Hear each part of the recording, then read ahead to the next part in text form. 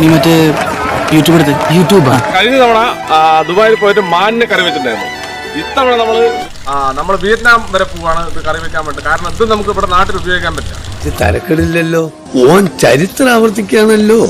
എങ്ങനെ മുറുക്കിപ്പിടിച്ചോ സംഗതി ഇതിനകത്ത് ചാടിയ ഞാൻ ഓടും കേട്ടാ. വീടെന്ന് പിടിച്ചു വലിക്കരുത്, നേ പിടിക്കേ പിടിക്കെന്നെ കൊണ്ടുപോണേ. അപ്പോ നമ്മൾ എന്താ പരിപാടി എന്നറിയോ?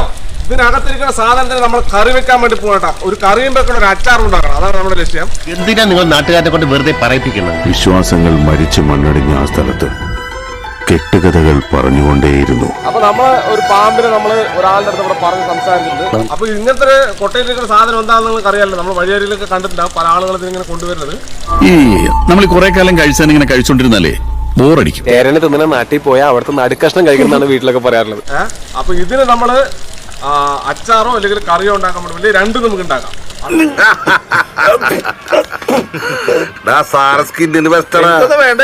അപ്പൊ എന്തായാലും നമ്മൾ വാങ്ങിയിട്ടുണ്ട്. നമുക്ക് ഇതിന് വിയറ്റ്നാം കൊണ്ടുപോയിട്ട് അവിടെ പോയി കറി വെക്കാന്നുള്ളതാണ്.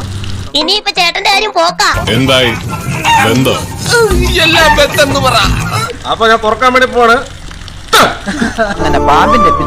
നമ്മള് പാമ്പിനെ ശരിക്കും പറഞ്ഞാൽ വിയറ്റ്നാമില് അതിന് കറി വെക്കും, അച്ചാറുണ്ടാക്കും. രാഘവേട്ട LIC എടുത്തുണ്ടോ?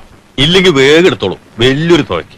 അല്ല, ഇങ്ങനെയൊക്കെ പോവാണെങ്കിൽ തവണകൾ അധികം അടയ്ക്കേണ്ടി വരില്ല. ഒന്നുമില്ല, ഒരു കൊട്ട മാത്രമേ.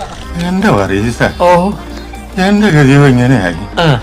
ഇനിയിപ്പോ നിന്റെയൊക്കെ ഗതി എന്താവുന്നോ എങ്ങനെയാവുന്നോ ആർക്കറിയാം.